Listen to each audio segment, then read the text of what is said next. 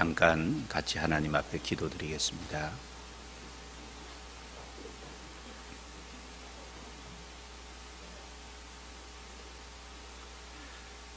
은혜로우시고 자비로우신 우리 아버지 하나님, 우리의 영혼을 구원해 주심을 인하여 진정 하나님께 감사를 드립니다. 또한 우리의 남은 생에 하나님께서 함께 하셔서 도와주시고 인도해 주심을 감사합니다. 2012년 한 해도 오늘까지 다스려 주시고 하나님의 말씀과 교훈과 책망과 하나님의 인도하심을 따라서 이곳까지 올 수 있도록 인도해 주신 것을 감사합니다. 이번 주간에 함께 모이는 모든 곳에 함께 해주시고, 특별히 해외 선교길에 계시는 요한 목사님 동행해 주셔서 말씀을 듣는 모든 분들이 확실한 생명을 얻을 수 있도록 인도해 주옵소서. 또한 돌아오는 그 시간까지 건강을 지켜주시고 동행하는 모든 분들 함께해 주옵소서. 또 오늘 주의 이름으로 모이는 곳곳마다 주님이 함께 하시며 하나님의 풍성한 말씀으로 채워주시옵소서. 그 말씀이 각 사람의 형편에 맞게 필요한 말씀으로 풍성히 내려주셔서 그 말씀이 양식이 되고 힘이 되고 지혜와 능력이 될 수 있도록 인도해 주옵소서.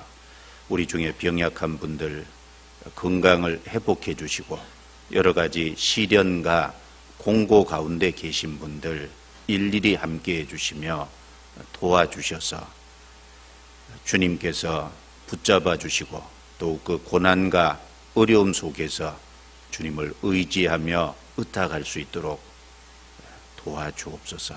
그 속에서 하나님의 말씀을 더욱 깨달을 수 있도록 인도해 주옵소서. 오늘 마땅히 함께 해야 됨에도 불구하고 함께하지 못한 성도 있다면 어느 곳에 어떠한 형편에 있든지 붙잡아 주시고 합당하신 은혜로 채워 주옵소서.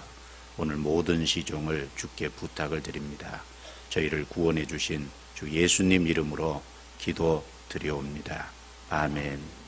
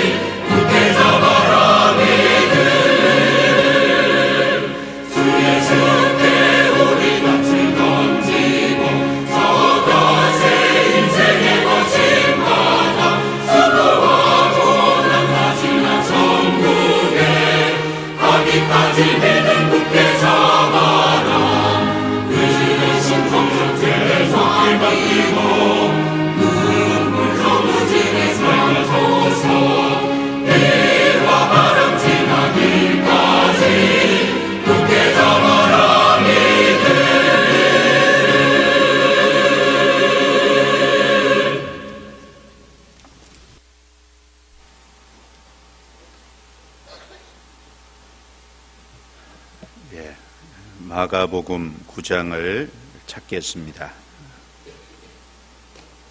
마가복음 9장 14절입니다.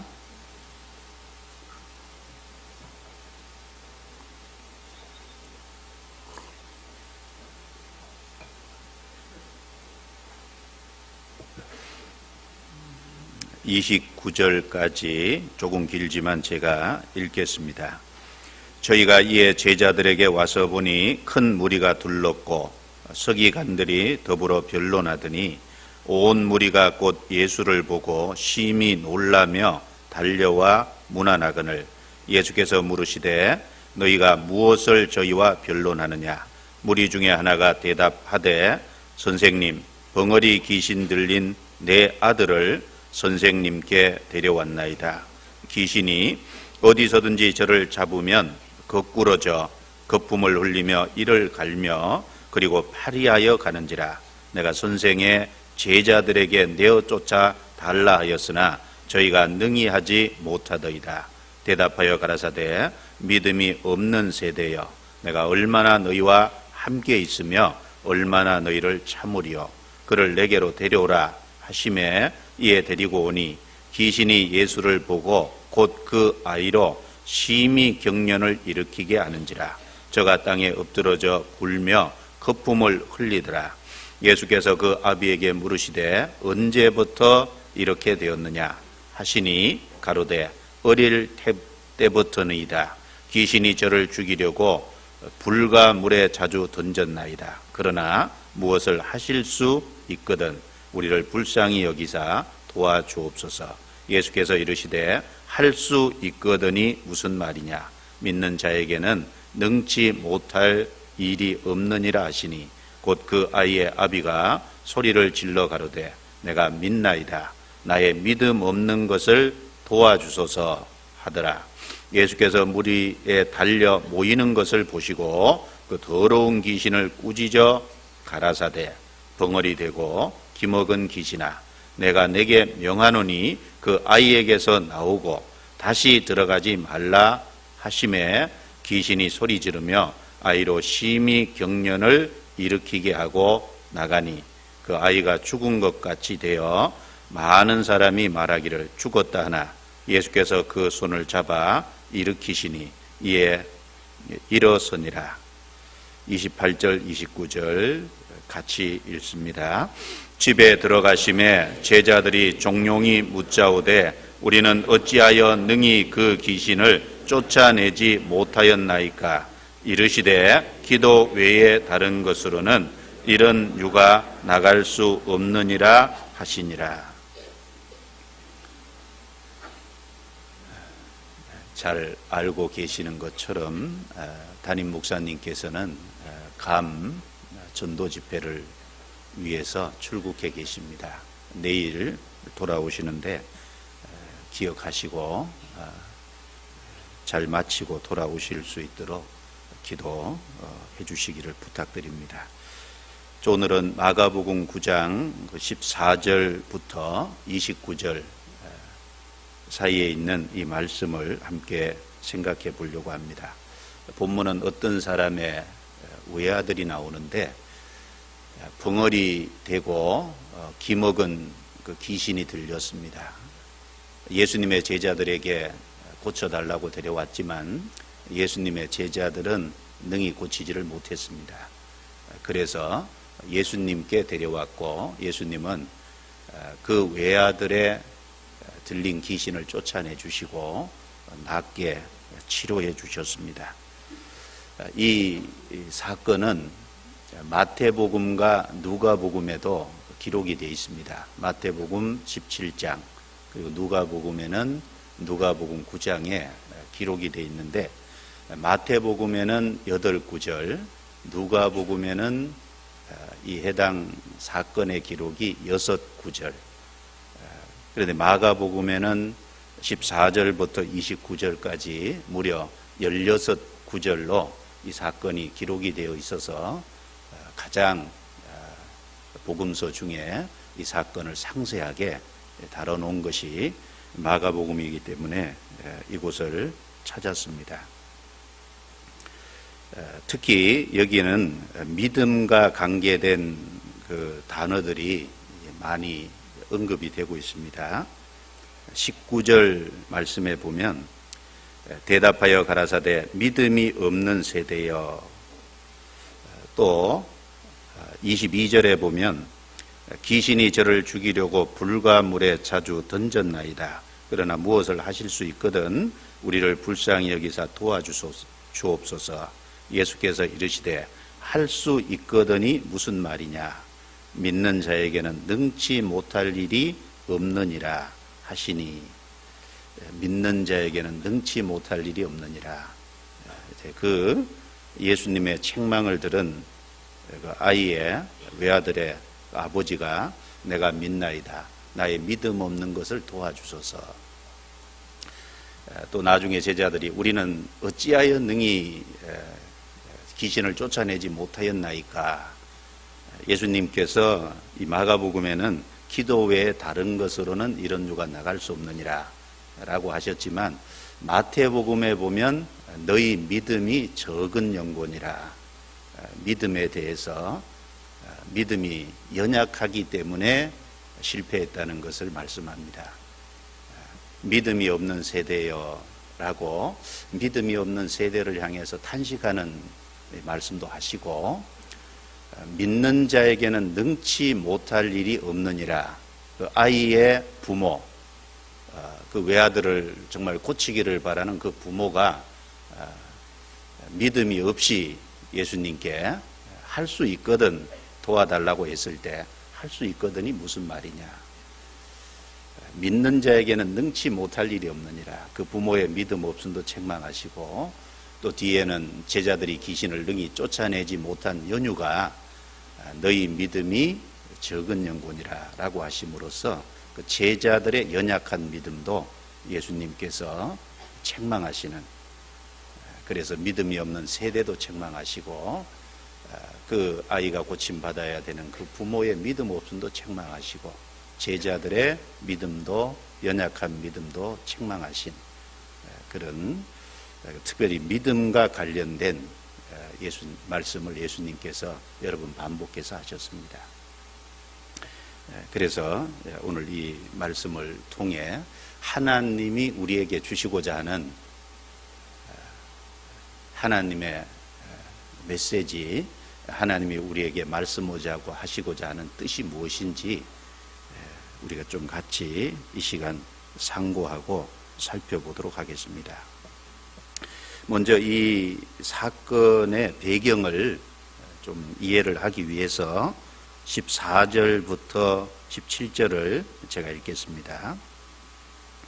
저희가 이에 제자들에게 와서 보니 큰 무리가 둘렀고 서기관들이 더불어 변론하더니 온 무리가 곧 예수를 보고 심히 놀라며 달려와 문안하거늘 예수께서 물으시되 너희가 무엇을 저희와 변론하느냐.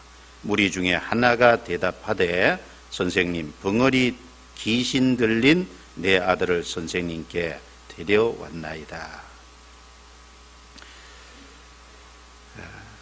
본 사건이 있기 전에 마가복음 9장 1절부터 8절에 보면 예수님께서 변화산에서 세 제자 베드로, 야고보, 요한 앞에서 변화되신 그 사건이 먼저 기록이 되어 있습니다.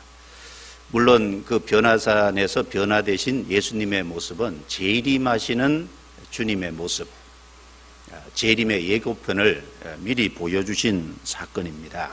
그 사건이 있은 이후에 예수님은 그날 즉시 내려온 것이 아니라 누가복음 9장 37절에 보면 그 이튿날 그 변화산에서 내려오셨다고 말씀하셨습니다.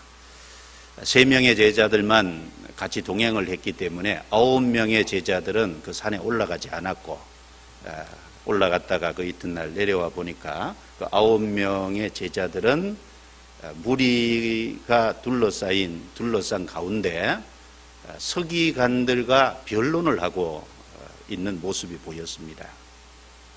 이 서기관들과 무엇을 변론했을까? 물론 정확한 내용은 나와 있지 않지만 우리는 충분히 추정을 해볼 수 있습니다. 그 외아들을 둔 부모께서 그 외아들의 귀신을 쫓아내 달라고 제자들에게 데려왔는데 그 9명의 제자들은 능히 그 사람의 외아들의 귀신을 쫓아내지 못했습니다. 그로 말미암아 서기관들과 어떤 그 논쟁이 되는 그 서기관들이 그 사건을 빌미로 어떤 예수님의 제자들을 공격을 하고 그로 말미암아 제자들은 변론을 하고 논쟁에 들어있는 그런 모습일 거라고 충분히 추정해 볼 수 있습니다. 예수님께서 내려오셨을 때 그 서기관들과 제자들이 변론하는 모습을 보고 있던 무리들이 예수님을 보고 상당히 놀랐다 그랬습니다. 예수님의 제자들이 그 공경에 처해 있는 상황에서 예수님이 등장을 하셨으니까 그 무리들은 상당히 반갑게 예수님에게 달려가서 예수님을 맞이했습니다. 예수님이 제자들에게 물으셨습니다. 너희가 무엇을 저희와 변론하느냐? 물론 예수님은 그 상황을 모르실 리가 없습니다. 이미 모든 상황을 알고 계십니다. 다만 그렇게 물으시고 그 사건에 간섭하신 이유가 있습니다. 자신의 제자들이 그 연약한 믿음으로 인해서 그 아들의 귀신을 능히 쫓아내지 못함으로 인해서 공경에 처한 그 상황을 안타깝게 생각을 하셨을 것임에 틀림이 없습니다. 그래서 그 외아들의 귀신을 쫓아내 주시고 또 그 제자들이 왜 귀신을 쫓아내지 못했는지 그 실패한 이유가 무엇인지를 가르치시기 위해서 일부러 그 사건에 관여하시기 위해서 질문을 하신 것입니다. 그 부모는 제자들은 아무 말도 하지 않고 있는데 그 부모가 나타나서 자기 아이를 데려왔지만 제자들이 쫓아내지 못했으며 예수님께 데려왔다고 말을 했습니다. 물론 예수님은 그 아이에게 들린 귀신을 쫓아내 주셨고 치료해 주셨습니다. 그리고 나중에 제자들이 실패할 수밖에 없었던 그 이유가 무엇인지도 정확하게 나중에 교훈을 해 주셨습니다. 이 사건을 통해서 중요한 것들을 몇 가지 우리는 생각을 해봐야 되겠습니다. 먼저는 이 귀신이 어떤 사람의 외아들을 사로잡고 있는 이 모습을 통해서 사탄이 하는 역사가 무엇인지를 우리는 알 수 있고 또 하나는 예수님이 그 외아들의 귀신을 쫓아내 주신 사건을 통해서 하나님이 하시는 역사가 무엇이라는 걸 동시에 생각해 볼 수 있습니다. 그래서 이 세상에서 사탄이 하는 역사와 하나님이 하는 역사가 무엇인지를 이 사건은 잘 대조해 주고 있습니다. 먼저 그것을 생각해 보겠습니다. 18절을 보겠습니다. 18절. 이 어떤 사람의 외아들은 귀신이 들렸습니다. 그 귀신이 들렸기 때문에 귀신이 들림으로 인해서 기먹고 벙어리 됐다 그랬습니다. 25절에 예수님이 그렇게 말씀하셨죠. 귀신을 쫓아낼 때 벙어리 되고 기먹은 귀신아. 이것은 귀신이 들림으로 귀신에게 사로잡힘으로 인해서 기가 먹은 겁니다. 그리고 동시에 아무 말도 할 수 없었습니다. 들리지 않으니까 말할 수 없는 것은 너무나도 당연한 걸 겁니다. 그리고 18절에 보시면 그 아이의 부모가 아이의 상태를 설명한 내용을 보면 귀신이 어디서든지 저를 잡으면 거꾸러져 거품을 흘리며 이를 갈며 그리고 파리하여 가는지라. 아주 그 증상을 그 상태를 아주 소상히 알했죠. 귀신이 어디선지 저를 잡으면 그 귀신에게 사로잡혀서 거꾸러져 이거 이제 정확한 그 표현을 하면 거꾸러진다. 또 다른 말로 땅에 내동댕이 친다. 아이에게 귀신이 들려서 귀신이 공격을 하면은 그 아이가 땅에 거꾸러진다는 겁니다. 땅에 내동댕이 쳐지는. 그리고 나중에 내게 데려오라 라고 말씀하셨을 때 20절에도 보면 저가 땅에 엎드러져 굴며 그랬죠. 땅에 엎드러져서 대굴대굴 아주 구르는 귀신의 역사로 그렇게 된 겁니다. 그리고 거품을 흘렸다. 입에 거품을 흘리는 그런 일이 있고, 또 이를 갈게 하고, 그 다음에 파리하여 가는지라. 파리하여 간다는 말은 수척해가고 점점 더 육체가 쇠약해져 가고, 그래서 결국은 죽음으로 계속 진행되어 가고 있는, 죽어가는 상황을 말하는 겁니다. 그리고 20절을 보시면 이에 데리고 오니 귀신이 예수를 보고 곧 그 아이로 심히 경련을 일으키게 하는지라. 여기 심히 경련을 일으키게 한다. 아이의 몸에 어떤 그 간질하는 그 증상처럼, 실제로 마태복음 17장에 아이 부모가 예수님께 증상을 얘기할 때 귀신에 잡혀서 간질한다 라는, 물론 간질하는 것이 육체 질병 때문에 간질하는 경우도 있겠지만 귀신이 들려서 이 아이는 여기 간질을 하는 겁니다.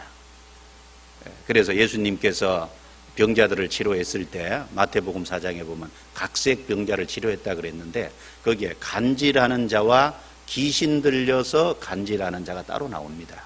그래서 특별히 이 청년, 이 아이는, 외아들은 귀신 들려서 간질을 하는 겁니다.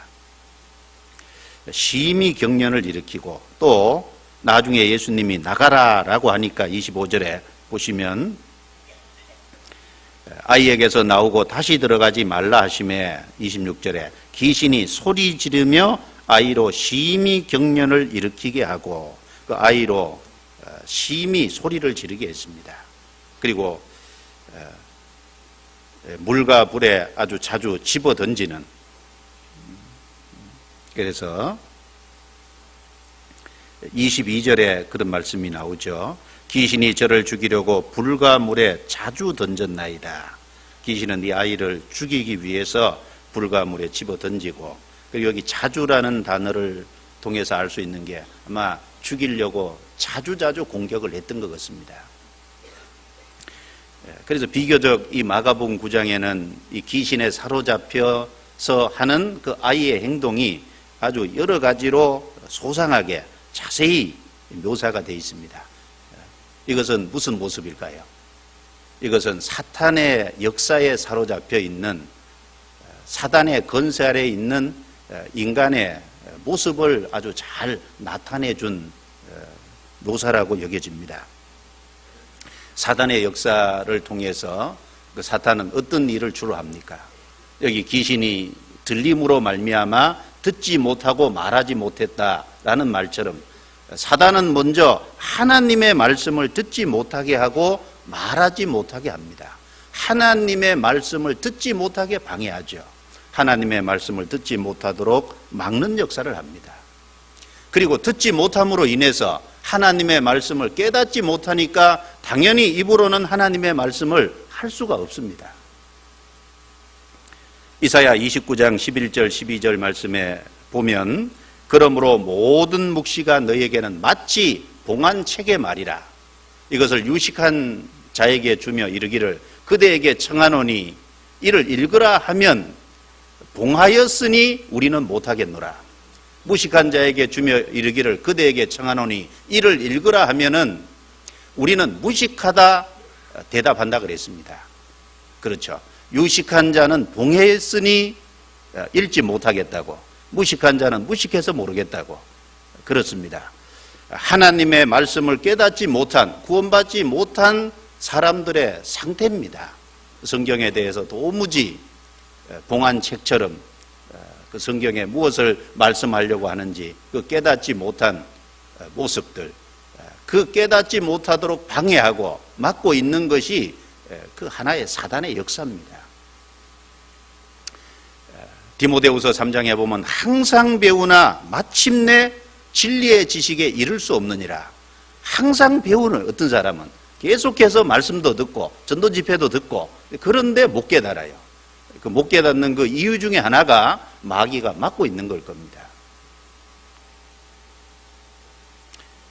그리고 여기 아이를 땅에 내동댕이 치고 아이로 땅에 엎드러져 대굴대굴 구르게 했다는 것처럼 이 모습처럼 사탄의 역사는 오로지 사람으로 하여금 땅의 것을 추구하고 땅에 붙어서 살도록 그렇게 하는 것이 사탄의 역사입니다.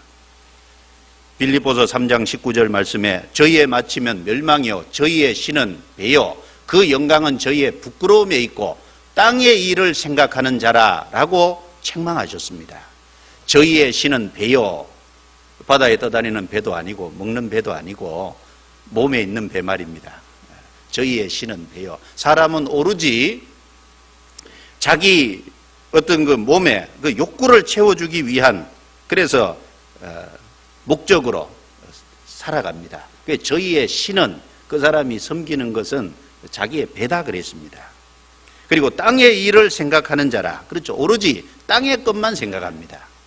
로마서 8장 5절에 육신을 쫓는 자는 육신의 일을 생각한다는 말씀이 정확한 말씀입니다.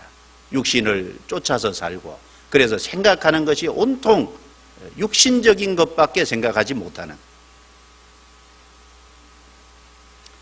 예수님께서 마태복음 6장 31절 32절 말씀에서 너희는 무엇을 마실까 무엇을 먹을까 무엇을 입을까 염려하지 말라. 이는 다 이방인들이 구하는 것이라. 그 이방인들이 구한다는 것이 믿지 않는 사람이죠. 거기 이방인들은 믿지 않는 사람, 구원을 받지 못한 사람들이 구한다는 건 하나님께 기도한다는 게 아니고 추구하는 걸 말하는 겁니다. 추구하는 것은 오로지 무엇을 먹을까 무엇을 마실까 무엇을 입을까 오로지 그것만 생각하고 살아가는 사람들, 그렇게 몰아가는 것이 사탄의 역사입니다. 그리고 이 아이는 귀신에 사로잡혀서 정상적이지 못한 행동을 합니다. 예를 들면 거품을 흘린다든가 이를 간다든가 불과 물에 자주 집어던져진다든지 이런 모습은 아주 정상적이지 못한 행동입니다. 마귀는 사람을 정상적이지 못한 행동, 이성적이지 못한 행동을 하도록 여러 가지 어떤 정욕과 분노에 사로잡혀서 그 가운데 살아가도록 잡아 끄는 그 일을 실제로 합니다. 사람은 분노에 사로잡히고 정욕에 사로잡히고 물욕과 식욕 이런 것에 사로잡혀서 이성을 잃은 행동을 많이 하지 않습니까? 한 2년 전입니까? 어떤 아버지가 아이 손가락이 절단됐다고 보험 청구를 했어요. 그런데 자세히 조사를 해봤더니 아버지가 아이의 보험금을 타려고 가위로 집에서 아이 손가락을 절단한 거예요. 그렇죠. 그 어떤 돈 몇 푼을 얻기 위해서 그 보험금을 위해서 아이의 손가락을 가위로 자른다. 이성적이지 못한 행동이죠. 뭔가 어떤 다른 것에 사로잡힌 겁니다. 아모스 2장 6절 말씀을 보면 서너 가지 백성들의 죄를 언급하면서 신한켤레를 주고 가난한 자를 팔았다. 신한켤레를 얻기 위해서 가난한 자를 파는 거예요. 또 암몬 사람들의 죄를 지적하면서 아모스 1장 13절에 보면 자기 지경을 넓히기 위해서 아이벤 어머니의 배를 갈랐다는 겁니다. 그건 이성적이지 못한 행동입니다. 자기의 어떤 영토를 넓히기 위해서 자기 지경을 넓히기 위해서 아이벤 어머니는 불쌍히 여겨야 되잖아요. 그런데 그 아이벤 어머니의 배를 가르는 왜 그렇습니까? 전도서 5장 17절 말씀에 일평생을 어두운 데서 먹으며 번뇌와 병과 분노가 저에게 있느니라. 인간의 모습을 잘 나타내주는 말씀입니다. 일평생을 밝은 데서 먹는 게 아니죠. 어두운 데서 먹으며 번뇌와 많은 어떤 고민거리 그리고 분노와 병이 저에게 있다고 했습니다. 그래서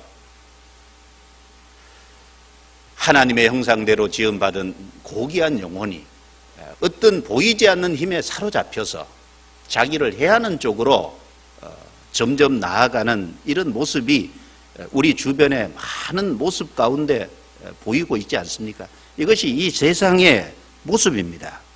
전도서 9장 3절에 곧 인생의 마음에 악이 가득하여 평생에 미친 마음을 품다가 후에는 죽은 자에게로 돌아가는 것이라. 인생의 마음이 악이 가득해서 그 악을 쫓아서 어떤 자기의 욕망을 이루기 위해서 평생에 미친 마음을 품다가 미친 마음을 갖고 살다가 후에는 죽은 자에게로 돌아간다. 그 배후에 그렇게 몰아가는 사탄의 역사가 있습니다. 아이에게 이성적이지 못한 어떤 여러 가지 행동을 하게 하는 그 사탄의 귀신의 역사는 그 사탄이 뭘 하는지 그 역사를 너무나도 잘 보여주고 있습니다. 자, 제일 중요한 것은 그 사탄이 왜 아이를 사로잡고 아이에게 이런 여러 가지 일들을 하게 할까요? 목적이 딱 뭐냐 하면 죽이려고. 사탄의 역사는 한마디로 죽이는 역사입니다.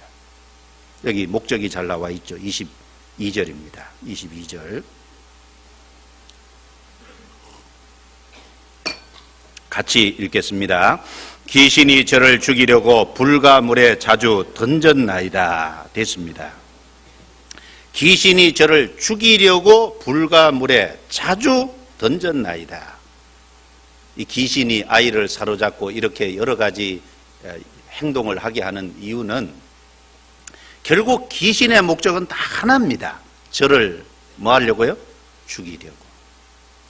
여러분, 사탄이 사람을 그렇게 몰아가고 사람을 그런 가운데 빠지게 하고 그 배후에서 그렇게 살아가도록 부추기는 그 목적은 오르지 않습니다. 저를 죽이려고. 죽이는 것이 목적이에요. 사탄의 목적은 멸망시키려 그런 것이 목적입니다. 성경 잠언 1장을 찾겠습니다. 여기 적으시고 본문이니까 잠언 1장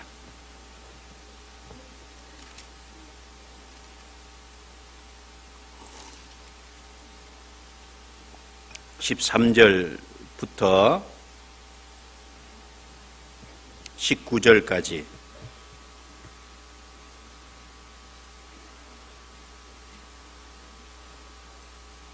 제가 읽습니다. 우리가 온갖 부하를 얻으며 빼앗은 것으로 우리 집에 채우리니 너는 우리와 함께 제비를 뽑고 우리가 함께 전대 하나만 두자 할지라도 내 아들아 그들과 함께 길에 다니지 말라. 내 발을 금하여 그 길을 밟지 말라. 대저 그 발은 악으로 달려가며 피를 흘리는 데 빠름이니라. 무릇 새가 그물 치는 것을 보면 헛일이겠거늘 그들의 가만히 엎드리면 같이 읽습니다. 자기의 피를 흘릴 뿐이요 숨어 기다리면 자기의 생명을 해할 뿐이니 무릇 이를 탐하는 자의 길은 다 이러하여 자기 생명을 잃게 하느니라. 자, 결국은 자기의 피를 흘리며 자기의 생명을 해야 할 뿐이니 19절 끝에도 자기의 생명을 잃게 하느니라.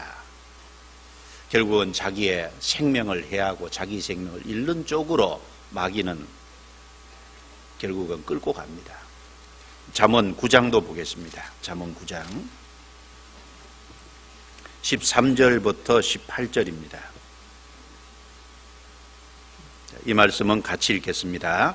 미련한 계집이 떠들며 어리석어서 아무것도 알지 못하고 자기 집 문에 앉으며 성읍 높은 곳에 있는 자리에 앉아서 자기 길을 바로 가는 행객을 불러 이르되 무릇 어리석은 자는 이리로 돌이키라.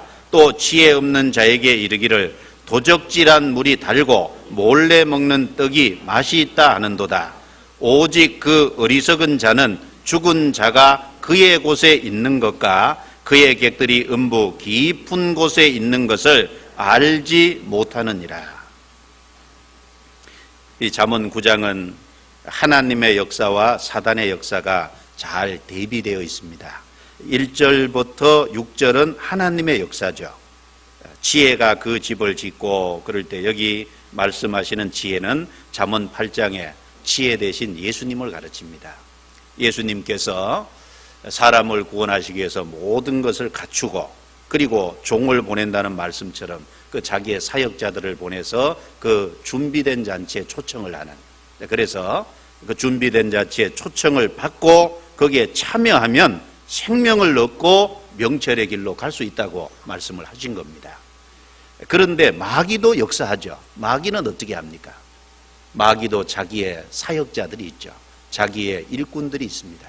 결국 사람은 이 땅에서 하나님의 편에 서서 쓰임을 받든지 마귀 편에 서서 쓰임을 받든지 결국 둘 중에 하나일 겁니다. 사탄도 13절에 미련한 계집이 떠들며 어리석어서 아무것도 알지 못하고 자기 집 문에 앉고 성읍 높은 곳에 있는 곳에 자리에 앉아서 사람들을 부른다는 겁니다. 어리석은 자는 이리로 돌이키라. 그런데 아무것도 알지 못하면서 불러서 줄 것이 없죠. 그런데 사실 그것에 속아서 그곳으로 간다면은 결국 자기 생명을 해하는 거라는 겁니다. 17절에 도적질한 물이 달고 몰래 먹는 떡이 맛이 있다 하는도다. 오직 그 어리석은 자는 죽은 자가 그의 곳에 있는 것과, 여기 특별히 죽은 자는 육신이 죽은 자뿐 아니라 영혼에 구원받지 못한, 생명을 얻지 못한 그 영혼이 죽어 있는 사람을 가리킵니다. 그래서 죽은 자가 그의 곳에 있는 것과 사탄이 있는 곳에 결국은 그 생명을 얻지 못한 영혼이 죽어 있는 사람도 결국 거기 갈 겁니다. 그리고 그의 객들이 음부 깊은 곳에 있는 것을 알지 못하느니라. 알지 못하느니까 많은 사람이 이미 거기 속아서 생명을 얻지 못한 자가 그 마귀가 있는 곳에 같이 있고 음부 깊은 곳에 들어가는데 그걸 모르니까 또 어리석은 사람이 속아서 그리로 간다는 겁니다. 그래서 마귀의 역사는 오로지 하나입니다. 저를 죽이려고 그것이 결국 목적입니다. 요한복음 10장 10절에 예수님께서 말씀하시기를 도적이 오는 것은 도적질하고 죽이고 멸망시키려는 것뿐이요 내가 온 것은 생명을 얻게 하고 더 풍성히 얻게 하려는 것이라. 그렇죠. 사단의 역사와 하나님의 역사를 잘 대비해서 예수님 말씀하셨습니다. 거기서 말하는 도적은 결국 사탄을 말하고 그 사탄의 일꾼들을 말합니다. 거짓 일꾼들을 말하는 겁니다. 도적질하고 죽이고 멸망시키려는 것뿐이다. 그러나 예수님이 오신 것은, 예수님은 그 반대로 살리는 역사를 위해서 오셨습니다. 생명을 얻게 하고 더 풍성히 얻게 하기 위해서 오셨습니다. 그래서 우리는 이 마가복음 9장 귀신에 사로잡혀서 하는 이 아이의 행동을 통해서 지금도 이 세상에서 사탄이 하는 역사가 무엇인지를 잘 볼 수 있다는 겁니다. 동시에 그 아이에게 귀신을 쫓아내 주심으로 인해서 그 아이를 낫게 하고 살리게 하신 그 모습을 통해서 동시에 하나님이 하는 역사도 우리는 무엇인지 생각해 볼 수 있습니다. 귀신을 쫓아내 주심으로 그 아이를 치료해 주고 낫게 해 주셔서 이성적인 행동을 하게 한 것처럼, 정상적인 행동 가운데 살아가게 한 것처럼 하나님께서는 예수 그리스도를 보내서 우리 죄를 처리해 주시고 우리에게 가장 문제가 되는 그 죄를 깨끗이 씻어 주셨습니다. 그리고 그 사실을 통해서 우리를 부르셔서 우리로 그 사실을 믿게 하고 우리에게 생명을 주셔서 우리를 살려주셨어요. 이사야 55장 3절에 너희는 귀를 기울이고 내게 나와 들으라. 그리하면 너희 영혼이 살리라. 곧 다윗에게 허락한 확실한 은혜니라. 하나님의 말씀을 들음으로 인해서 우리 영혼이 살아나는, 너희 허물과 죄로 죽었던 너희를 살리셨다는 에베소서 2장 1절의 말씀처럼 우리 영혼을 살리는 역사를 하나님은 지금도 하고 계십니다. 그리고 동시에 사탄의 역사는 기먹고 벙어리 되게 하는 거지만 하나님의 역사는 하나님의 말씀을 듣게 하고 이제 하나님의 말씀을 입으로 말할 수 있게 하는 그 역사를 하나님은 하고 계십니다. 마가복음 7장 내용에 보면 기먹고 어눌한 자를 예수님께 데려왔습니다. 예수님께서 그 사람의 귀에, 양 귀에 손을 넣으셨어요. 그리고 손에 침을 뱉어서 그 사람을 따로 세우고 혀에 대니까 그 혀가 풀렸습니다. 그래서 그 귀가 열리고 그 혀에 맺힌 것이 풀려 말이 분명하더라 그랬습니다. 예수님이 에바다 그렇게 외치시니까 그 사람의 귀가 번쩍 뜨였잖아요. 듣지 못하던 것이 듣게 됐어요. 그리고 동시에 말이 분명하더라. 혀에 꼬인 곳이 풀려서 이제 분명한 말을 하게 됐습니다. 이게 하나님의 역사입니다. 하나님은 하나님의 말씀을 이제 구원받게 해서 들을 수 있는 길을 열어주신 거예요. 그리고 듣게 되니까 이제 말하게 되죠. 들으니까 하나님의 말을 그 입으로 할 수 있게 해주시는 겁니다. 며칠 전에도 옆에 얘기하는 내용을 들으니까 어떤 어른인데 구원을 받은 지 얼마 안 되셨는데 전에도 교회를 나오셨지만은 말씀을 듣는데 도통 재미가 없었답니다. 설교가. 그런데 말씀을 깨닫고 나니까 이젠 재미있다고. 그렇죠. 어제까지 재미가 없었는데 오늘은 재미가 있고. 왜 그렇죠? 뭔가 바뀐 거예요. 그렇죠? 살리는 역사를 통해서 하나님의 말씀을 들을 수 있는 길을 열어주시고 들음으로 말미암아 깨달아지니까 말이 분명하게 되는 겁니다. 그리고 사탄의 역사는 오로지 땅에 구르고 땅의 것을 추구하게 하는 반면에 하나님의 역사는 위의 것을 추구하도록 하시죠. 골로새서 3장 1절 2절 말씀에 그러므로 너희가 그리스도와 함께 다시 살리심을 받았으면 위의 것을 찾으라. 거기는 그리스도께서 하나님 우편에 앉아 계시느니라. 위의 것을 생각하고 땅의 것을 생각지 말라. 이는 너희가 죽었고 너희 생명이 그리스도와 함께 하나님 안에 감추었음이니라 그랬습니다. 구원을 받으면은 아직 육신의 재성이 있어서 세상에 딸려가는 것도 있지만 기본적인 우리 영혼의 마음은 위의 것을 추구하도록 되어 있습니다. 위의 것을 생각하도록 되어 있습니다. 그래서 아래 것에서 세상에서 구별되게 되어 있습니다. 잠언 15장 24절 말씀에 지혜로운 자는 위로 향한 생명길로 말미암음으로 아래에 있는 음부에서 떠나게 되느니라. 그렇죠. 위로 향한 생명길로 가게 됩니다. 그러므로 아래에 있는 음부에서 떠나게 된다. 사실입니다. 그리고 정상적이지 못한 행동, 마귀에게 사로잡혀서 이성적이지 못한 그 행동에서 벗어나서 이제는 성령을 따라서 살아가는 삶으로 바뀝니다. 그래서 에베소서 4장 22절 23절에 보면 유혹의 욕심을 따라 썩어져가는 구습, 이제 그곳에서 우리는 점점 벗어나는 거예요. 그리고 성령을 따라서 의와 진리의 거룩함으로 지으심을 받은 새 사람을 입었기 때문에 이제는 새 사람답게 행동하고 새 사람답게 살아가는 그 말과 행동, 언행이 바뀌게 되어 있습니다. 그게 하나님의 역사입니다. 그리고 사탄의 역사로 말미암아 물과 불에 자주자기를 집어 던지는 것처럼 구원받지 못한 사탄에게 사로잡혀 있으면 무엇을 하든지 결국은 자기를 해하는 쪽으로 인생을 살아가는 겁니다. 그러나 구원을 받으면 이제 해하는 쪽이 아니죠. 자기의 영광스러운 죽음 건너편에 내세를 준비하는 그 자기의 영원한 하나님 앞에 섰을 때 상을 쌓는 그런 삶으로 바뀌어가지 않습니까? 그것이 하나님의 역사입니다. 그래서 이 마가복음 9장에 이 아이의 귀신에 사로잡힌 아이의 그 모습을 마가는 성령의 도우심을 받아서 아주 그 구체적으로 증상을 자세히 말해놨는데 그것이 결국은 사탄의 역사로 말미암은 우리 자신의 모습, 그리고 거기에서 건진받았을 때 하나님의 역사가 무엇인지를 잘 설명해 주기 위한 말씀입니다. 불어 자세히 기록해 놓으신 겁니다. 마가복음 9장 다시 넘기겠습니다. 첫 번째는 그것을 생각할 수 있고, 마가복음 9장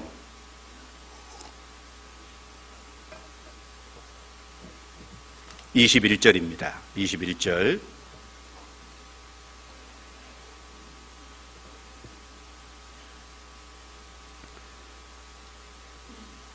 같이 읽겠습니다.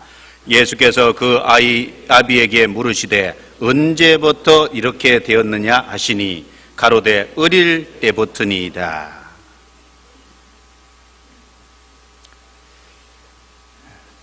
예수님께 데려오라고 하니까 예수님께 그 아이를 데려왔는데 그 귀신이 아이로 심히 경련을 일으키게 하고 땅에 엎드러져 굴며 거품을 흘리는 모습을 그 무리 앞에서, 예수님 앞에서 또 그렇게 보였습니다.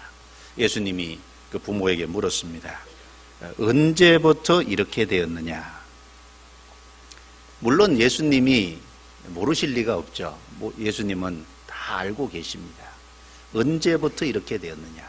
그런데 그렇게 물으셨어요. 예, 어릴 때부터니이다. 어릴 때부터. 아주 중요한 의미가 있다고 생각합니다. 언제부터요? 어릴 때부터. 이 어린아이 때가 중요하다는 것을 일부러 부각시키기 위해서 주님은 일부러 물으신 겁니다. 언제부터 이렇게 되었느냐? 예, 어릴 때부터니이다. 우리는 이 말씀을 통해서 좀 깊이 생각을 해봐야 된다고 생각합니다. 사람은 날 때부터, 어린 아이 때부터 죄성이 있습니다. 그래서 어릴 때부터 죄의 기질에 사로잡힐 수 있습니다.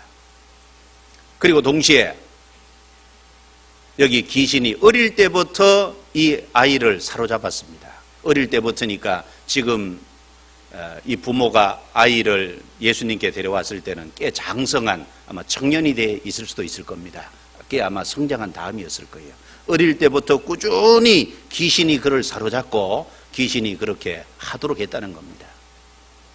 예, 사단은 어릴 때부터 아이를 사로잡을 수 있습니다. 그걸 우리가 생각한다면 우리도 어릴 때부터 우리의 자녀들에 대해서 세심하게 신경을 써야 됩니다. 어릴 때부터 우리 아이들에 대해서 교육을 바르게 시켜야 됩니다. 그러지 않으면 어릴 때부터 죄의 기질에 사로잡히고 마귀에게 사로잡혀서 결국은 하나님을 영영 떠나는 수가 있습니다. 어릴 때부터니이다. 아주 중요한 말씀이라고 생각합니다. 마가복음 10장, 한 장 뒤로 넘기겠습니다. 마가복음 10장 13절부터 16절까지입니다. 13절부터 16절까지 같이 읽겠습니다. 사람들이 예수의 만져주심을 바라고 어린 아이들을 데리고 오매 제자들이 꾸짖건을 예수께서 보시고 분이 여겨 이르시되 어린 아이들이 내게 오는 것을 용납하고 금하지 말라. 하나님의 나라가 이런 자의 것이니라.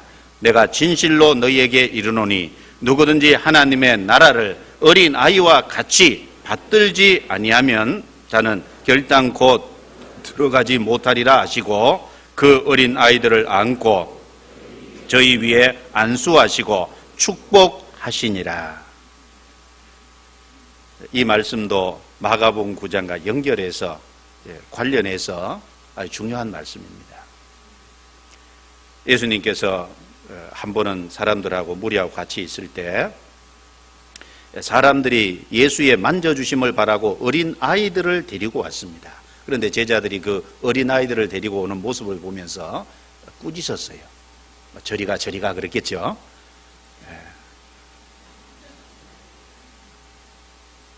그런데 예수님께서 그걸 보셨어요.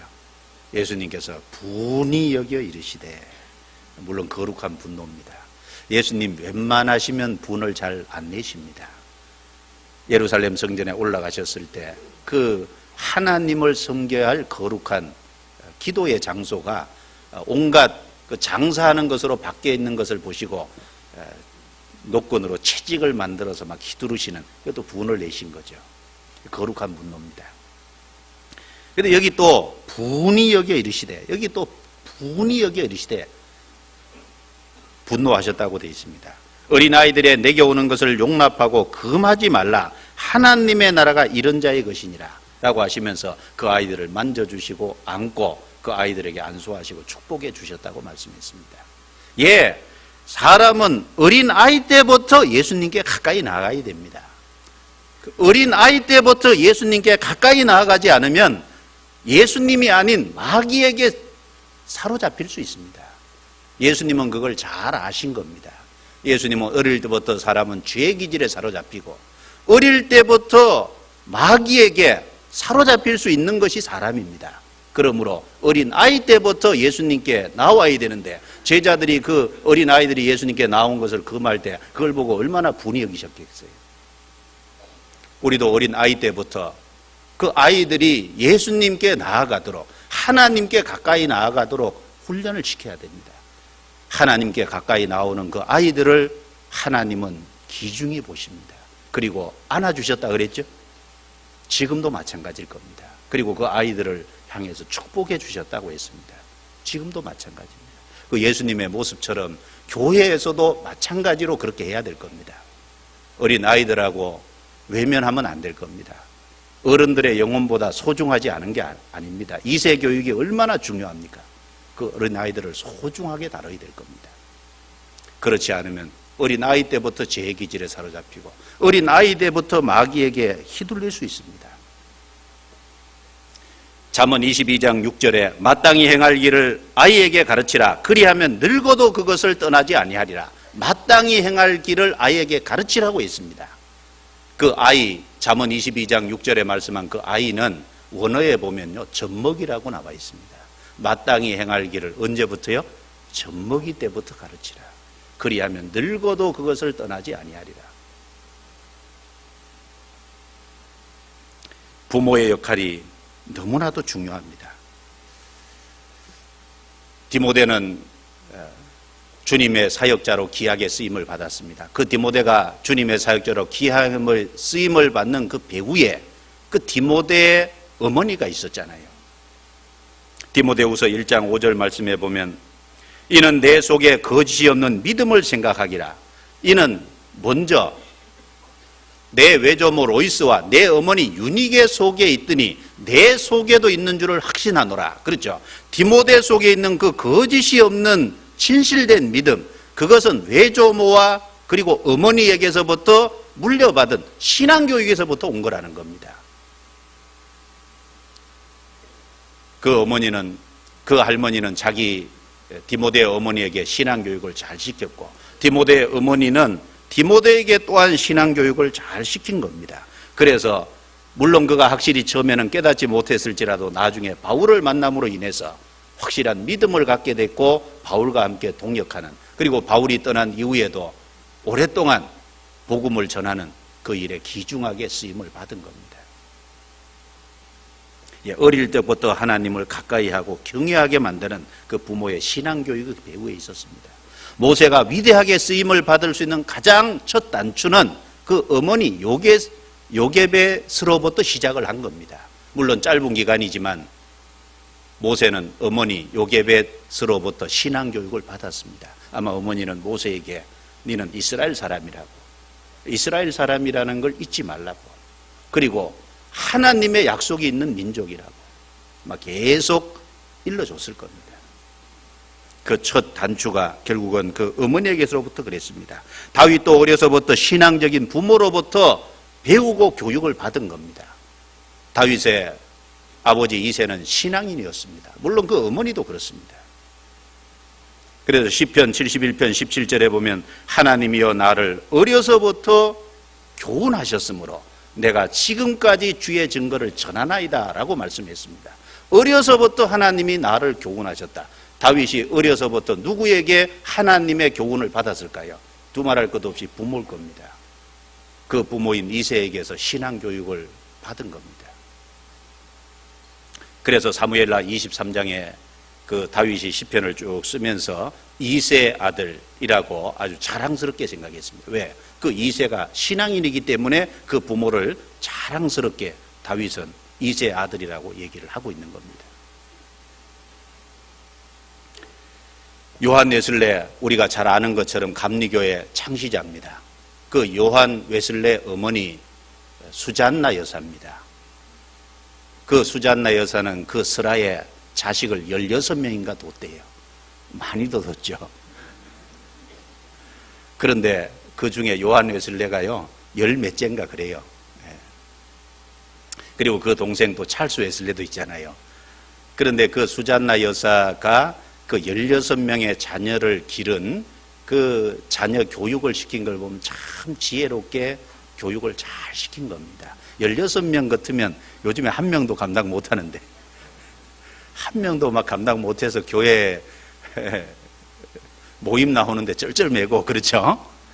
집에서 한 명 하는데 힘드는데 16명이나 그러면서 아주 지혜롭게 그 자녀들을 신앙인으로 길렀잖아요. 여기 나중에 그 어머니가 자녀들을 어떻게 쭉 길렀는지 그 자녀 교육에 대한 것을 그 요한예술에게 나중에 네가 참고했으면 좋겠다, 자녀 교육에 대해서 쭉 써보낸 편지가 있어요. 그 편지가 사실 유명합니다. 인터넷 같은 데 한번 열어보세요. 유명한 그 편지입니다. 그리고 또 자녀 교육에 대한 그걸 잘 읽어보면은 중요한 지침도 좀 교훈도 얻으리라고 생각합니다. 링컨 대통령 정치를 잘 했죠. 그런데 그 링컨 대통령의 배후에 그 어머니들이 있었습니다. 어머니들이라고 하는 건 낳은 어머니, 그리고 나중에 기른 어머니 다르잖아요. 그 낸시와 사라인데, 낸시와 사라 두 사람도 역시 신앙인이었습니다. 링컨 대통령을 낳아주신 어머니는 링컨이 8살인가 9살에 세상을 떠났다 그러잖아요. 그리고 죽으면서 링컨에게 유명한 유언을 했죠. 성경책을 아들에게 주면서 이것은 우리 조상 적부터 읽어오던 성경이다. 그리고 내가 읽어서 낡았지만 이거 우리 집에 가보란다. 내가 네게 많은 땅을 물려주는 것보다 이 성경책 하나를 물려주는 걸 기쁘게 생각한다. 너는 이 성경을 읽고 성경대로 살아가는 사람이 되어다오. 하나님을 사랑하고 사람을 사랑하는 사람이 되어다오. 그것이 낸시 여사, 링컨의 어머니가 죽으면서 링컨에게 남긴 마지막 유언이랍니다. 링컨은 그 성경책을 부지런히 읽었다 그랬죠. 나중에 백악관의 대통령이 되어서도 나중에 꾸준히 항상 성경을 읽었다고 합니다. 그 옆에 참모들이 증언하잖아요. 그리고 그를 기른 어머니 사라도 신앙인이었기 때문에 링컨에게 신앙교육, 그리고 책을 가까이 할 것을 계속 주문하고 부탁을 하고 그렇게 되도록 교육을 시켰다고 이제 알려져 있습니다. 어쨌든 훌륭한 그 신앙인이 태어나려면 그 배후에 부모의 역할이 아주 중요합니다. 부모의 역할.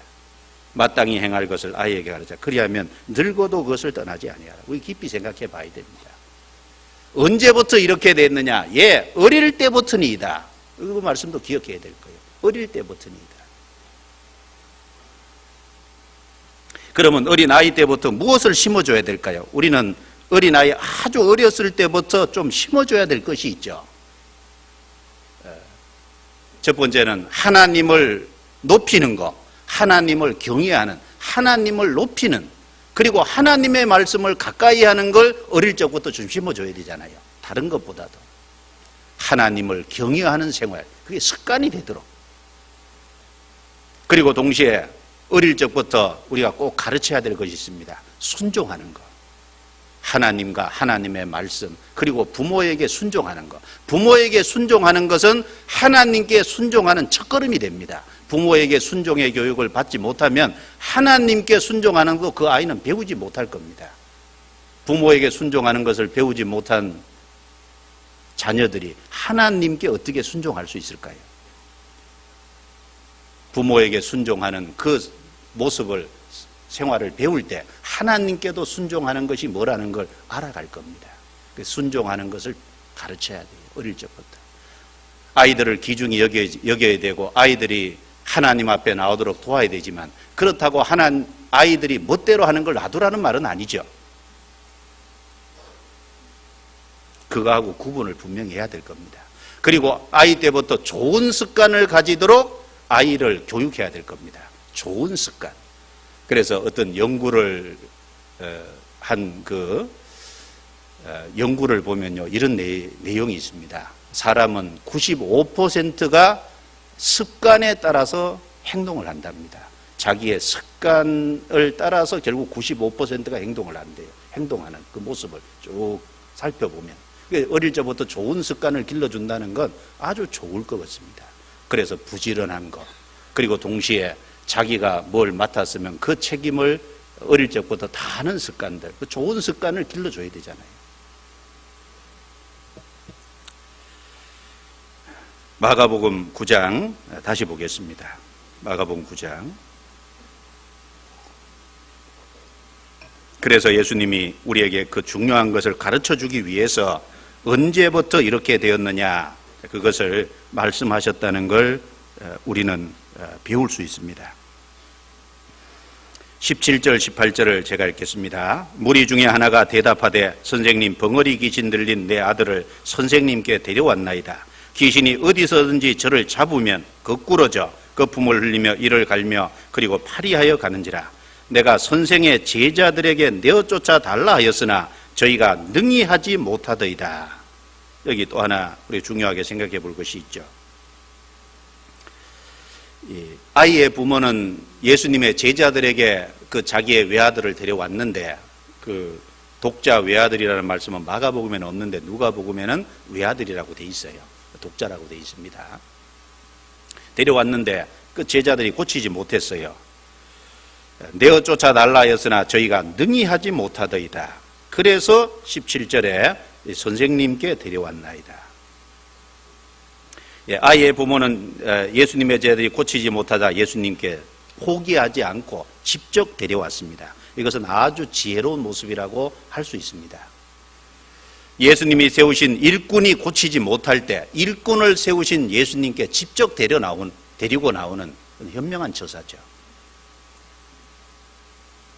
예수님은 홀로 진정한 의사고 홀로 진정한 목자가 되십니다.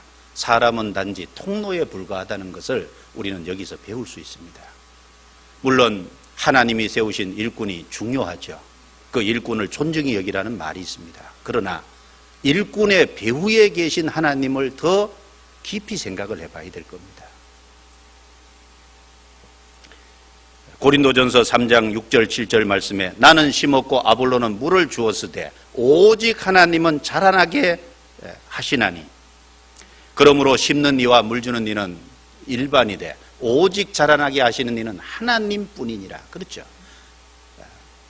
바울 사도는 복음을 전했고 아볼로는 그 구원받은 사람에게 물을 줬습니다. 그러나 복음을 전해서 즉 씨를 뿌리는 일을 해도 싹이 나게 하는 것은 주님이 하시는 역사입니다. 물을 주는 양육하는 일에 쓰임을 받아서도 자라나게 하는 건 하나님의 역사입니다. 오직 하나님이 하십니다. 오직 하나님이 유일한 의사시고 유일한 목자십니다.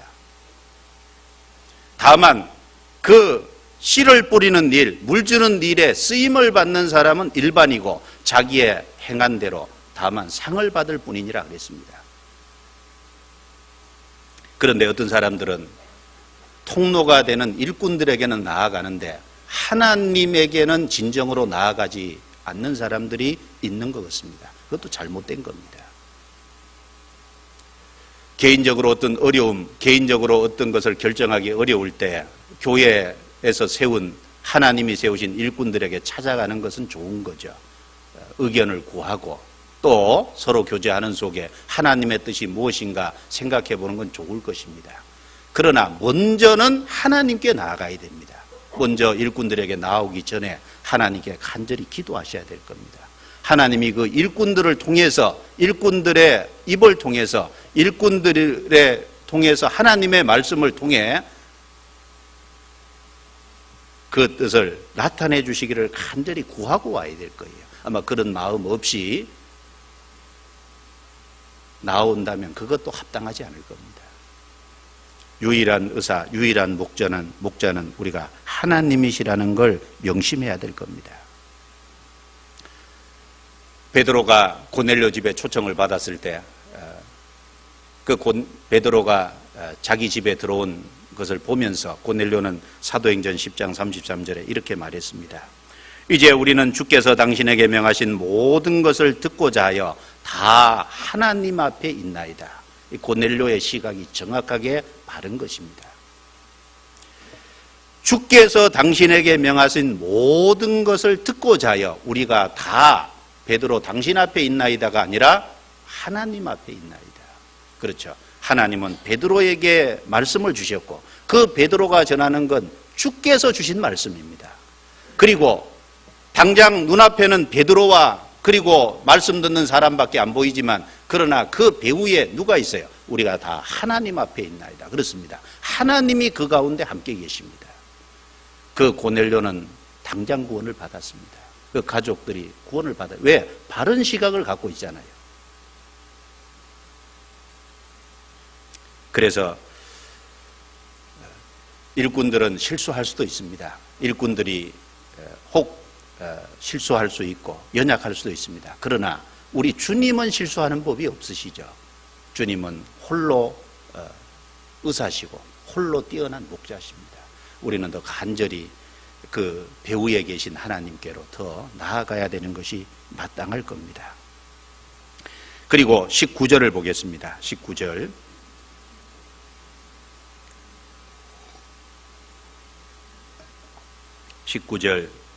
같이 읽겠습니다. 대답하여 가라사대 믿음이 없는 세대여 내가 얼마나 너희와 함께 있으며 얼마나 너희를 참으리요 그를 내게로 데려오라 하시매. 믿음이 없는 세대여 내가 얼마나 너희와 함께 있으며 얼마나 너희를 참으리요. 이 아이의 부모가 제자들에게 내어 쫓아 달라 했으나 능히 하지 못하더이다. 그 말을 하니까 예수님이 그 말을 듣고 이제 하신 말씀입니다. 믿음이 없는 세대여 내가 얼마나 너희와 함께 있으며 얼마나 너희를 참으리요. 자, 믿음이 없는 세대여. 예수님 당시에 그 시대 사람들은 믿음이 없었습니다. 여기 총체적인 부실 아닙니까? 여기 믿음이 없는 세대라고 책망하실 때 여기는 거기 모여있는 그 서기관들 그리고 그 둘러서 있는 많은 군중들 그 포함됩니다. 거기 있는 많은 군중들 그리고 거기 있는 서기관들이 믿음이 있었습니까? 없었습니다. 또 자기 아들을 고쳐달라고 데리고 나온 그 아이의 부모도 믿음이 없었잖아요. 그리고 동시에 그 아이들을 고쳐야 되는 제자들도 연약한 믿음이었습니다. 너희 믿음이 적은 영혼이라. 총체적인 부실입니다. 그 모든 것을 믿음이 없는 세대라고 한꺼번에 말씀하신 겁니다. 믿음이 없는 세대요. 다 책망하신 겁니다. 그 당시에 모습이 그랬고 노아 시대 또 한마디로 믿음이 없는 세대였습니다. 그럼 우리 시대는 아닙니까? 우리 시대도 정말 믿음이 없는 세대입니다. 예수님께서 이 사복음서에 신약성경 곳곳에 이 세대를 여러 가지로 정의를 했습니다. 몇 가지를 좀 생각을 해보면 첫 번째 여기 믿음이 없는 세대여라고 말씀하셨습니다. 마태복음 17장 누가복음 9장에는 믿음이 없고 패역한 세대여 그렇게 말씀하셨습니다. 패역하다는 것은 거스리는 시대, 진리를 대적하는 세대라고 책망하신 겁니다. 그리고 이 시대는 무감각하고 무감동한 시대잖아요. 마태복음 11장 16절 17절에 예수님께서 말씀하시기를 내가 이 세대를 무엇으로 비유할꼬 마치 장터에 어떤 아이들이 앉아서 동물을 불러 가로되 피리를 불어 춤추지 않고 애곡하여도 가슴을 치지 않는도다. 피리를 불면 좀 즐겁게 흥이 나고 춤을 춰야 되잖아요. 복음을 말하면 기뻐해야 되고 그리고 죄를 말하면 애곡하며 가슴을 쳐야 되는데 죄에 대한 탄식도 없고 복음에 대한 즐거움도 없고 무감각, 무감동한 시대라고 책망하셨습니다. 마태복음 12장 39절에서는 악하고 음란한 세대가 표적을 구하나 요나의 표적밖에는 보일 표적이 없느니라. 한마디로 악하고 음란한 세대라고 그 세대를 정의하셨습니다. 첫 번째는 악하고 두 번째는 음란한 세상. 그리고 하나님의 역사를 보면서도 도무지 회개하지 않는 악한 세대잖아요. 하나님의 역사를 보면서도 도무지 회개하지 않는. 예수님이 마태복음 12장 41절부터 45절에 이런 말씀을 하셨죠. 심판때에 니느웨 사람들이 일어나서 이 세대 사람들을 정죄하리니 그들이 요나의 전도를 듣고 회개하였으면이와 너희는 도무지 회개하지 않는다는 겁니다. 요나보다 더 큰 이가 예수님이 거기 계셨잖아요. 그리고 심판때에 남방 여왕이 일어나 이 세대 사람들을 정죄하리니 그는 솔로몬의 지혜를 드리려고 땅 끝에서 왔으면 솔로몬보다 더 큰 이가 여기 있느니라. 그렇죠. 이 세대가 어떤 시대입니까? 정말 요나 시대는 요나의 전도를 듣고도 회개했는데, 솔로몬 시대는 그 솔로몬의 지혜를 들으려고도 먼 곳에서 왔는데, 예수님이 오셔서 활동하시되는 예수님이 얼마나 많은 능력과 기적을 나타내셨습니까? 예수님의 입에서 하나님의 말씀을 직접 들을 수 있다는 건 정말 축복입니다. 그럼에도 불구하고 하나님의 그 큰 역사를 보면서도 도무지 회개하지 않는 시대라고 예수님이 책망하셨습니다. 우리 시대는 안 그렇습니까? 우리 시대도 그렇습니다. 우리가 시간이 갈수록, 날이 갈수록 하나님을 증거하는 많은 증거의 자료들이 늘어납니다. 그런데 더 많은 증거를 보면서도 더 많은 증거를 요구하고 있지 믿지는 않잖아요. 많은 증거를 보면서도 도무지 믿으려고 하지 않는 악한 세대. 예수님 당시뿐만 아니라 지금도 그렇습니다. 그리고 세상을 살아가는 동안 자신의 미래를 준비하는 데는 아주 지혜로운 세대지만 내세를 위해서는 준비할 줄 모르는 시대잖아요. 예수님 당시에도 그렇고 지금도 그렇습니다. 예수님께서 누가복음 16장 8절에 말씀하시기를 이 세대의 아들들이 자기 시대에 있어서는 빛의 아들들보다 더 지혜로움이니라. 이 세대의 아들들, 이 세상을 목적으로 살고 이 세상 것을 추구하는 사람들은 이 세상에서 자기 장래를 위해서는 온갖 것을 준비하지 않습니까? 어려서부터 그렇게 많은 공부도 하고 뭔가 자기의 노후를 위해서 보험도 들고 준비도 하지 않습니까? 그런데 정작 죽음 건너편에 내세를 위해서는 아무것도 준비하지 않는 시대. 예수님 당시에도 그렇고 지금도 그렇습니다.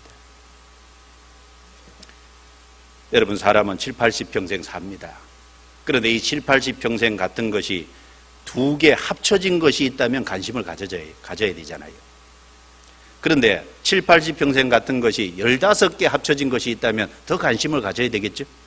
7, 80평생이 100개 연결되어 있는 그런 시간이 있다면 더 관심을 가져야 되잖아요. 7, 80평생 이것이 영원히 지속되는 게 있다면 더 관심을 가져야죠. 그런데 7, 80평생 이것만 생각하고 이 7, 80평생과 같은 것이 영원히 지속되는 그 내세에 대해서는 아무 관심이 없다는 겁니다. 그것이 이 세상 사람들의 모습이잖아요. 그리스도인도 잘못하면 거기 미혹될 수 있습니다. 그렇지 않습니까?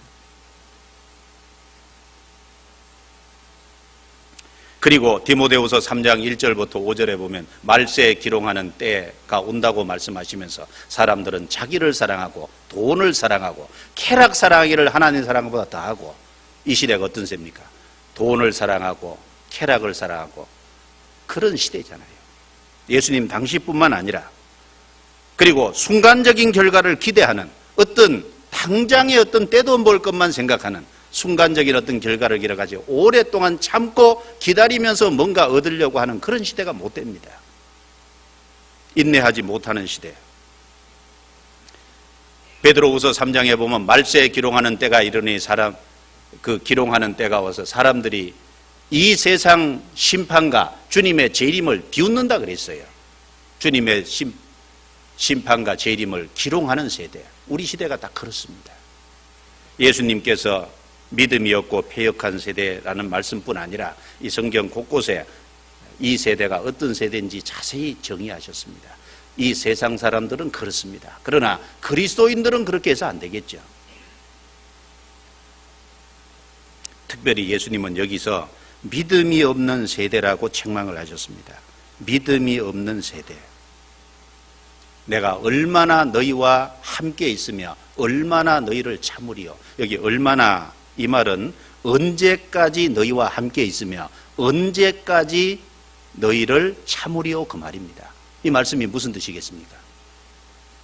주님께서 믿음이 없는 세대를 향해서 영원히 참지는 않을 것이라는 말씀입니다.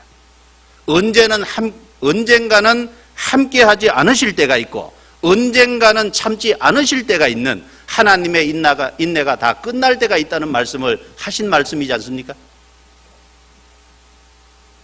홍수전에 하나님이 함께 계셔서 돌이키라 하셨지만 사람들이 끝까지 배쳐갈 때 120년 동안 참았지만 더 이상 참지 않으셨습니다. 하늘에서 물을 내려서 심판하셨지 않습니까?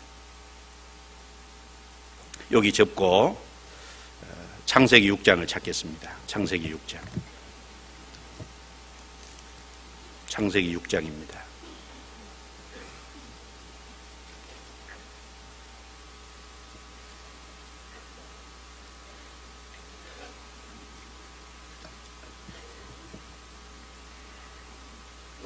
창세기 6장 1절 제가 했습니다. 사람이 땅 위에 번성하기 시작할 때 그들에게서 딸들이 나니 하나님의 아들들이 사람의 딸들의 아름다움을 보고 자기들의 좋아하는 모든 자로 아내를 잡는지라.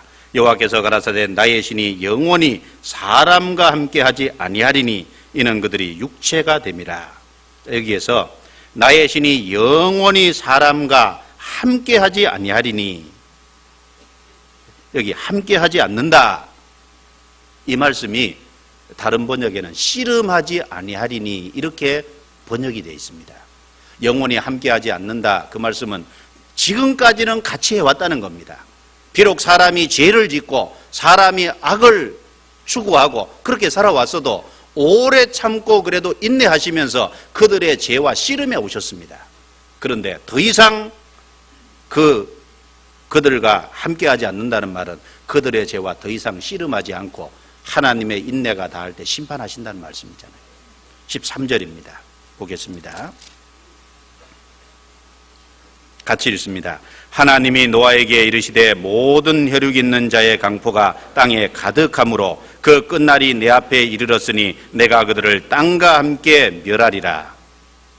그 끝날이 내 앞에 이르렀으니, 그렇죠, 하나님이 그들과 함께 계셔서 그들의 죄와 씨름하시는,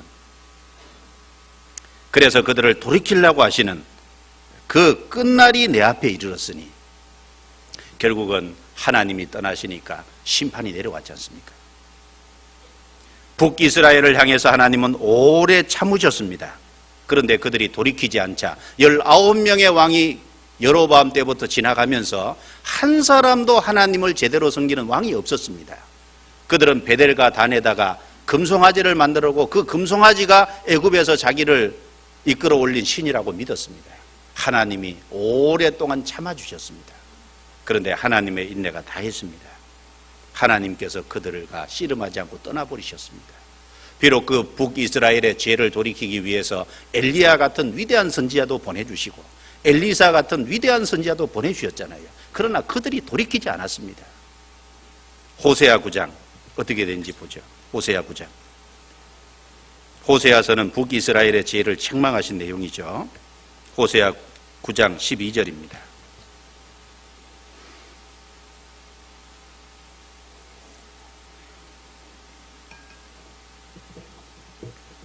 호세아 9장 12절 같이 읽겠습니다. 혹 저희가 자식을 기를지라도 내가 그 자식을 없이 하여 한 사람도 남기지 아니할 것이라. 내가 저희를 떠나는 때에는 저희에게 화가 미치리로다. 참 무서운 말씀이죠. 내가 저희를 떠나는 때에는 저희에게 화가 미치리로다. 하나님께서 어떤 한계를 그어 놓으셨다는 겁니다. 죄를 지어도 오래 참으셨습니다. 그러나 하나님이 더 이상 함께하지 않고 내가 떠나는 날에는 떠나셨어요. 그러니까 아수르 군대가 들어와서 북이스라엘을 완전히 멸망시켰지 않습니까? 남유다에 하나님이 오래 참으셨습니다. 그들이 죄를 짓고 불순종해도 기다려 주셨습니다. 그런데 에스겔서에 보면은 그 성전 지성소에 있던 하나님의 영광이 그 지성소 속죄소 있는 거기에서 또 올라서 그룹으로 올라가고 그룹에 있던 그 하나님의 영광이 떠나서 문지방에 이르고 그 다음에 그 성전 문지방에 있던 하나님의 영광이 떠나서 감람산으로 올라가고 그리고 감람산에 있던 영광이 결국은 에스겔 11장에 보면 떠나셨다 그래 있습니다. 그 다음에 어떻게 됐습니까? 바벨론이 들어와서 예루살렘 성전을 완전히 파괴하고 가난한 사람 일부만 남겨두고 몽땅 잡아갔지 않습니까? 하나님의 영광이 떠날 때, 하나님의 인내가 다할 때 있다는 것을 말씀하신 겁니다. 예수님께서 내가 언제까지 너희와 함께 있으며 언제까지 너희를 참으리오, 그 말은 무한히 참으시지는 않겠다는 말입니다. 떠나실 때가 있다는 말씀을 하신 거예요. 우리 시대도 지금 죄악이 팽배하지만 그러나 지금도 막는 분이 계십니다. 하나님이 지금도 함께 하시고 지금도 사람을 돌이키고 회개해서 구원받기를 간절히 오래 참고 기다리십니다.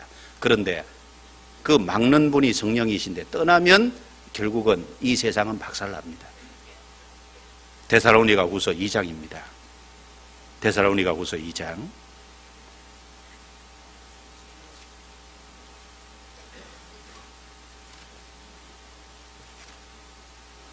데살로니가후서 2장입니다.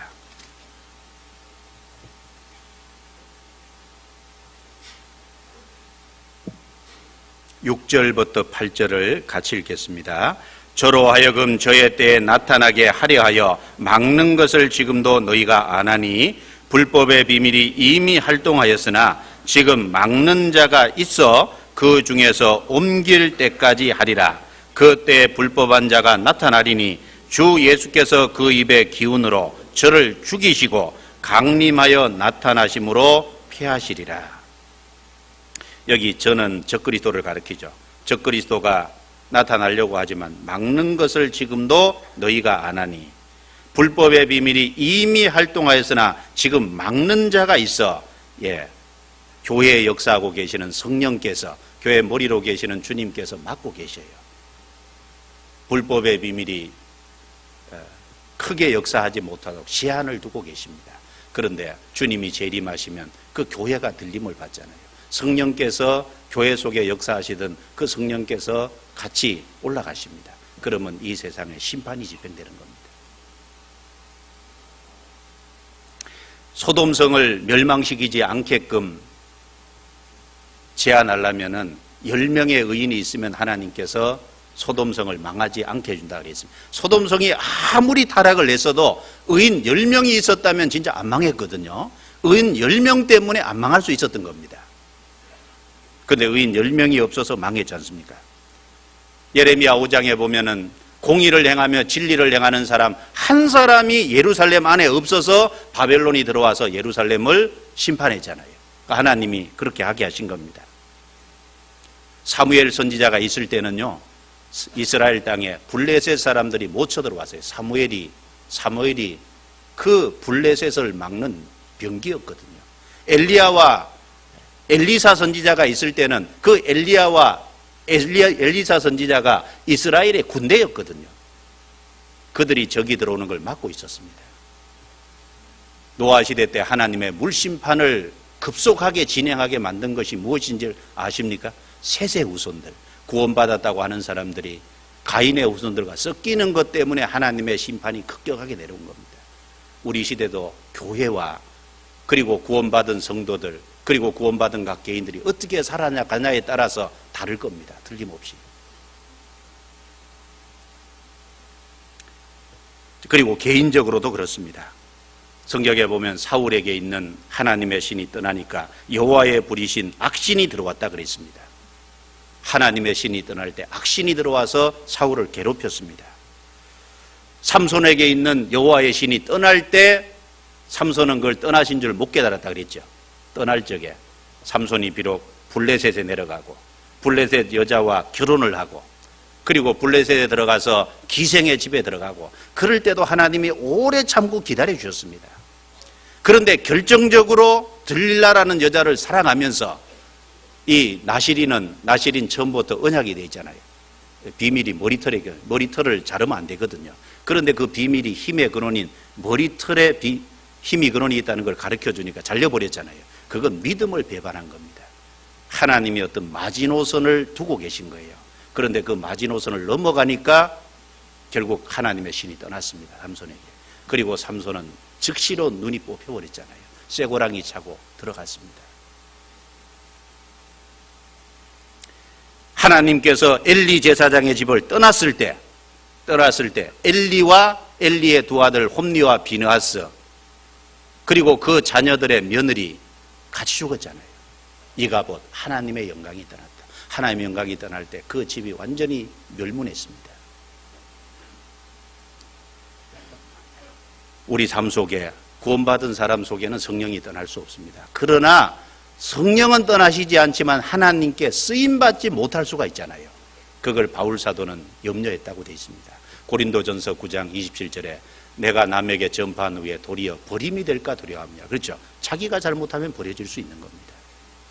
우리 자신이 혹 돌아봐서 정말 2012년에 우리의 허물과 죄, 하나님 보실 때 합당치 않는 것이 있다면요, 정리해야 됩니다. 버려야 됩니다. 하나님이 우리에게 오래 참고 기다리신 자비하심 때문에 우리가 지금 존재하고 있는 겁니다. 정말 깨끗한 모습으로 구별돼야 될 겁니다. 만약에 그렇지 않다면 어떤 한계점을 넘어갈 때 하나님이 징계하실 수 있을 겁니다. 그렇지 않습니까? 그것을 말씀을 하신 겁니다. 내가 언제까지 너희와 함께 있으며 언제까지 너희를 참으리요. 그리고 믿음이 없는 세대라고 책망하셨습니다. 첫 번째, 아이 부모의 믿음이 없었습니다. 그 책망할 때 내가 믿나이다, 나를 도와주소서. 그 아이의 부모가 즉시 돌이켰습니다. 즉시 돌이키니까 그 아이를 고쳐주셨잖아요.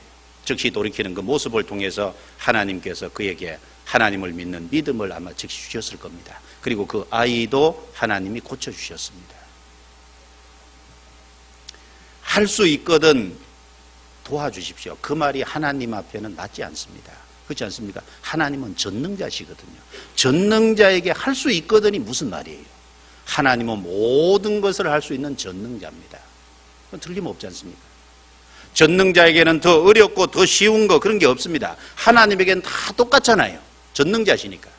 천체를 세우는 일이나 나일강을 피로 물들게 하는 일이나 하나님 앞에는 똑같은 일입니다. 그리고 열왕기하에 보면은 도끼로 물에서 떠오르게 했다 그랬는데 그 일이나 하나님 보실 때는 다 똑같은 일입니다. 왜? 전능자는 모든 것을 다 할 수 있거든요. 그런데 할 수 있거든 우리를 불쌍히 여겨 도와주십시오. 그 말이 맞지 않는 겁니다. 하나님이 원하신다면 무엇이든지 할 수 있습니다. 그 아이의 부모를 책망했을 때 아이 부모는 즉시 돌이켰고 그는 믿음을 달라고 부탁을 했습니다. 우린 여기서 믿음이 얼마나 중요한 것인지 생각해 볼 수 있습니다. 믿음에 대해서 3번이나 반복하셨잖아요. 하나님은 우리에게 참 믿음을 정말 원하십니다. 먼저는 확실하게 구원을 받아야 되고 구원을 확실하게 정말 받았다면 그 우리가 하나님을 의지하고 의탁하는 하나님의 말씀을 신뢰하는 그 믿음이 자라도록 정말 해야 될 겁니다. 주님은 그걸 원하시지 않습니까? 믿음이 없이는 하나님을 기쁘시게 못한다 그랬습니다. 다른 번역에 보면 믿음이 없이는 하나님을 기쁘시게 하는 것이 불가능하다 그랬습니다. 하나님은 우리에게서 정말 보기 원하시는 게 있습니다. 이 마지막 시대 뭘 원하실까요? 믿음을 보기 원하십니다. 마태복음 8장에 로마 109장에 믿음을 보시고 그 믿음에 놀라셨다고 했습니다. 해당장 야이로의 딸이 죽었을 때 주변의 사람들이 이러쿵저러쿵 얘기했지만 예수님은 그 해당장 야이로의 아버지에게 야이로 아버지 그 해당장에게 오직 믿기만 하라고 했습니다. 오직 믿기만 하라. 그럼 주님이 책임지시겠다는 겁니다. 여리고성이 무너질 때 기생 라합은 믿음으로 인해서 살아났습니다. 그런데 참 놀라운 것은 이스라엘 백성이면서도 아간은 죽임을 당했잖아요. 왜 그렇습니까? 탐욕을 부린 것 때문에 그렇지만 그 탐욕을 부린 근본 원인을 속에 들어가 보면 믿음이 없기 때문에 탐욕을 부린 거예요. 그렇지 않습니까? 하나님은 다 주실 수 있는데 다 주실 수 있다는 걸 믿지 못하니까 그 여리고성에 손대지 말라는 것 중에 자기가 일부러 취했잖아요. 왜요? 하나님이 함께 하시고 하나님은 모든 것을 주실 수 있다는 그 믿음이 없으니까 자기가 뭔가 탐욕을 부리는 겁니다.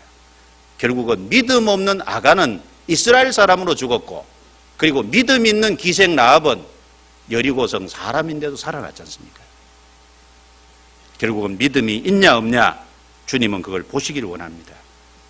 확실히 구원받은 믿음이 있어야 되고 구원받은 이후에 성장하는 믿음이 있어야 될 겁니다. 그래서 데살로니가후서 1장 3절에 보면 너희 믿음이 더욱 자라고 그랬습니다. 하나님은 우리의 믿음이 더욱 자라기를 원하십니다. 하나님 자신에 대한 믿음, 하나님의 능력에 대한 믿음, 그리고 하나님의 사랑과 긍휼, 자비에 대한 믿음, 그렇죠? 그 모든 것을 다 믿음이라고 할 겁니다. 그 믿음을 점점 더 키워야 될 겁니다. 믿음을 어떻게 키울 수 있을까요? 여러 가지 방법이 있겠죠. 하나님의 말씀을 가까이 함으로 믿음이 키워질 수 있을 겁니다. 로마서 10장 17절에 믿음은 들음에서 나며 들음은 그리스도의 말씀으로 말미암았느니라. 구원받는 믿음도 말씀을 통해서, 그리고 성장하는 믿음도 말씀을 가까이 함으로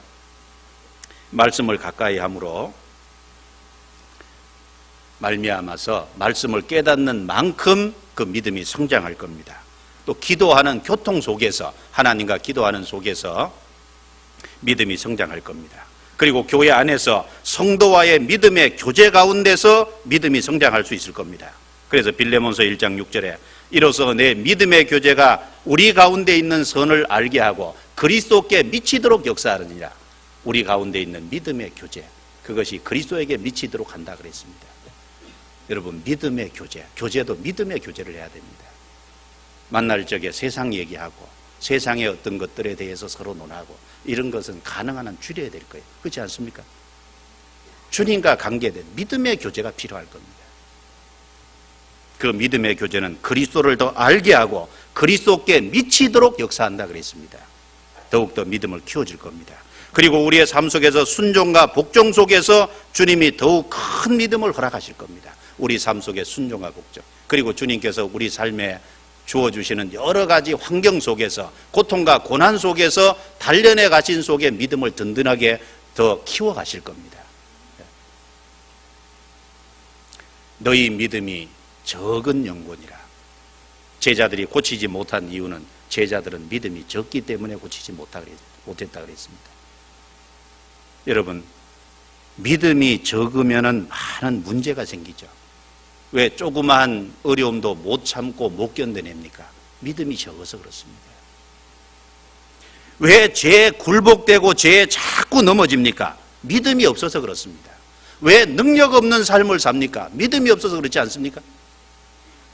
왜 염려와 근심에 사로잡혀서 염려와 근심이 자기를 사로잡도록 그렇게 그 가운데 빠져 있습니까? 믿음이 없어서 그렇지 않습니까? 주님이 맡기신 일을 잘 감당해야 됨에도 불구하고 주님이 맡기신 일을 왜 잘 감당하지 못했습니까? 믿음이 없어서 그렇습니다. 왜 우리의 기도에 응답을 받지 못합니까? 믿음이 없어서 그렇지 않습니까? 너희 믿음이 적은 영혼이라.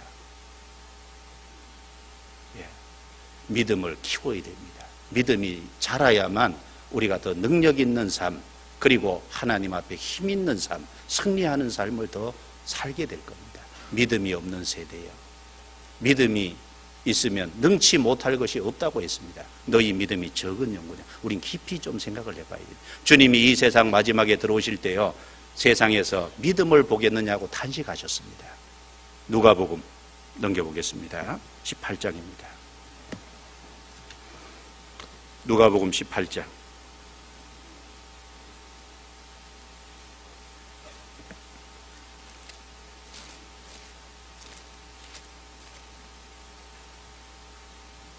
누가복음 18장 8절입니다.